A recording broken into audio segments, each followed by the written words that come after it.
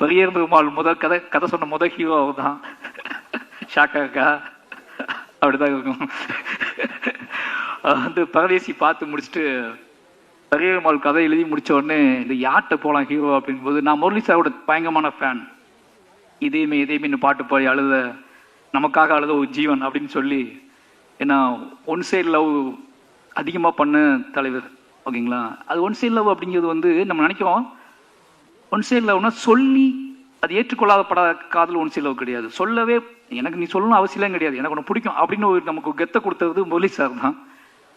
அவர் ஒரு பையன் ஹீரோ ஆயிட்டான்னு சொன்ன உடனே நான் பானா காத்தாடி வந்த உடனே பெரிய பெருமாளுக்குள்ள வச்சு யோசிச்ச ஹீரோ நீங்க தான்.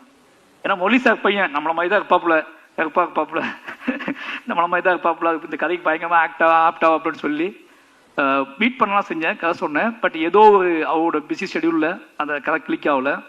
சொன்னா நம்ப மாட்டீங்க, ரொம்ப ஃபீல் பண்ண அன்னைக்கு. தசா முரளி சார் பையன் ஒத்துக்கதை கதை பண்ணலையே, இப்போ யாரை வச்சு தான் படத்தை பண்றது, வேற ஹீரோட்ட போயிடலாமா அப்படி. வேற ஹீரோ முரளி சார் பையனே ஒத்துக்கல இந்த கதையை. நம்மளை பார்த்து நம்ம இப்பவுமே இப்படிதான் இருக்கோம், அப்போ ரொம்ப மோசமா இருப்போம். நம்மளை பார்த்து அவரே நம்ம டைரக்டர் நம்பல, யார் நம்ப போறா அப்படின்னு சொல்லி பயங்கர அப்செட்லாம் இருந்தேன். என் ஒய்ஃபிட்லாம் சொல்லியிருந்தேன் நான், அதர்வா கிளிக் பண்றோம் பெரிய பெருமாள் வந்து அதர்வா தான் அப்படி சொல்லி. அது நடக்கல. பட் எனக்கு தெரியும் ஒரு நாள் அவட்ட நான் யாவை பற்றி சொல்லுவேன், இந்த பெரிய பெருமாள் உங்களுக்கு அதுக்கான சந்திப்பே நடக்கல ரெண்டு பேத்துக்கும். ரொம்ப நாள் கழிச்சு இன்னைக்கு தான் நம்ம சந்திக்கணும்னு நினைக்கிறேன். அன்னைக்கு அப்புறம் எங்கேயாவது கிராஸ் பண்ணியிருப்போம். பட் ஆனால் பக்கத்தில் உட்காந்து எமோஷனலான ஒரு சந்திப்பு நடந்ததுன்னா இன்னைக்கு தான் நடந்திருக்கு. கிட்டத்தட்ட 7 வருஷம் ஆச்சு.